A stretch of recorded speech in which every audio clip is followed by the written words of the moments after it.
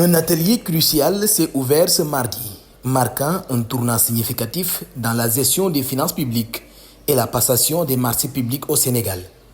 L'événement a été inauguré par des discours de Mme Alissa Legué, directrice de l'USAID Sénégal, et M. Daouda Ngom, ministre de l'Environnement et de la Transition écologique. Nous sommes réunis ce matin pour participer, pour présider l'atelier de formation, de renforcement des capacités sur les innovations dans le code des marchés du décret de 2022-2295 du 28 décembre 2000. Je suis ici parce que la formation aujourd'hui concernant la gestion des ressources publiques est une partie de notre partenariat entre le gouvernement sénégalais et le gouvernement américain qui date depuis plus que 60 ans. La formation sur le nouveau code des marchés publics soutenu par l'USAID reflète l'engagement du Sénégal envers la transparence et la bonne gouvernance, en parfaite harmonie avec les principes de Djub Djubal Djubanti, promis par le président Bassirou Diomaye Diakhar Faye. Cette formation est appuyée par l'USAID à travers son projet d'appui à la gestion des finances publiques. Et c'est pour promouvoir la transparence, la bonne gouvernance dans la gestion des marchés publics. Et cela entre en droite ligne avec la politique du gouvernement du Sénégal qui promeut la bonne gouvernance, la transparence, l'éthique et la déontologie à travers le Djub Djubal Djubanti prôné par son Excellence, Monsieur le Président de la République du Sénégal. Nous partageons beaucoup de valeurs et de priorités, incluant la bonne gouvernance, la meilleure gestion des ressources publiques et aussi l'adaptation et la mitigation du changement climatique.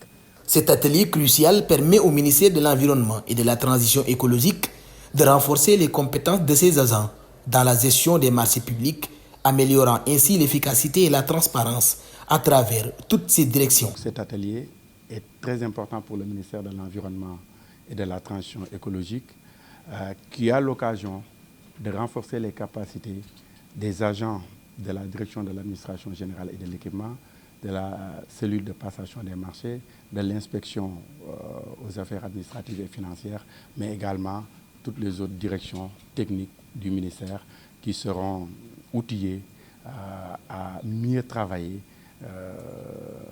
pour les marchés publics. Alors aujourd'hui, la formation en partenariat avec Monsieur le ministre de l'Environnement, c'est un bon exemple de notre type de partenariat. Nous sommes à côté du gouvernement du Sénégal depuis 60 ans et nous serons là. Merci beaucoup. L'atelier souligne l'innovation du nouveau code des marchés publics, mettant l'accent sur la transparence, l'éthique et l'intégration de considérations environnementales cruciales dans le contexte actuel de changement climatique. L'innovation, c'est le renforcement de la transparence et de l'éthique et de la déontologie, mais aussi la prise en compte de la dimension environnementale. Le représentant de l'ARCOP le disait tout à l'heure, le mot environnement est apparu 27 fois, il a dit, je crois, 37 fois dans le nouveau code des marchés. Cela veut dire que l'environnement est aujourd'hui pris en compte, surtout dans un contexte aujourd'hui de changement climatique où la transition écologique est aussi mise au devant. Donc c'est important pour les agents du ministère d'être outillés, d'être formés dans la passation des marchés publics.